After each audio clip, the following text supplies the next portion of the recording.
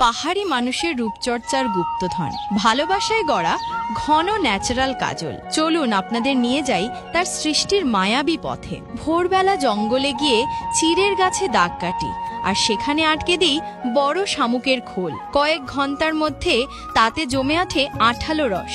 আমরা তা যত্ন করে একটি পাত্রে ভরে নিয়ে আসি বাড়িতে। এবার জঙ্গল থেকে সংগ্রহ করি শুকনো বৈচি ফল, সারা রাত ভিজিয়ে রেখে সকালে ভেঙে বের করে বীজ। তারপর কাঠের অকৃতে কুটি ছোট ছোট টুকরো করি, হালকা আঁচে আধা ঘন্টা ভেজে নেই, যাতে বের হয় খাঁটি তেল আর মাটির মতো ঘ্রাণ। তারপর মেশিনে দিয়ে বের করে বিশুদ্ধ বৈচি তেল। সেই তেলের সঙ্গে মিশিয়ে দিই চিরের রস। এতে তৈরি হয় আমাদের কাজলের তেল। এবার মজবুত সবুজ বাঁশ মাছ থেকে চিরে তাতে উল্টানো বাটি বসাই।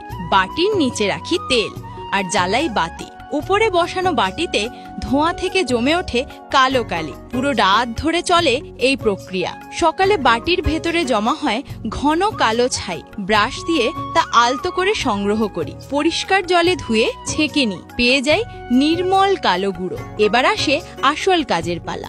যত্ন দিয়ে মেশানো হয় ঐতিহ্যবাহী আঠা, তার সঙ্গে কস্তুরি, মুক্তোর গুঁড়ো, সোনার চূর্ণ আর সামান্য বোরনিয়ল, যা চোখে দেয় ঠান্ডা আর রাখে নিরাপদ।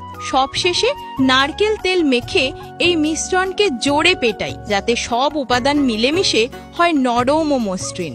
দিনভর যত্নের পর জন্ম নেয় আমাদের পাহাড়ি ঘন ন্যাচারাল কাজল। এটি শুধু চোখের সৌন্দর্যই বাড়ায় না, চোখে আনে শীতলতা আর হৃদয়ে ছড়িয়ে দেয় এক অনন্য প্রশান্তি। এই প্রাকৃতিক কাজলের যাত্রা যদি আপনাদের ভালো লাগে, তবে লাইক, সাবস্ক্রাইব আর কমেন্টে ভালোবাসা জানাতে ভুলবেন না।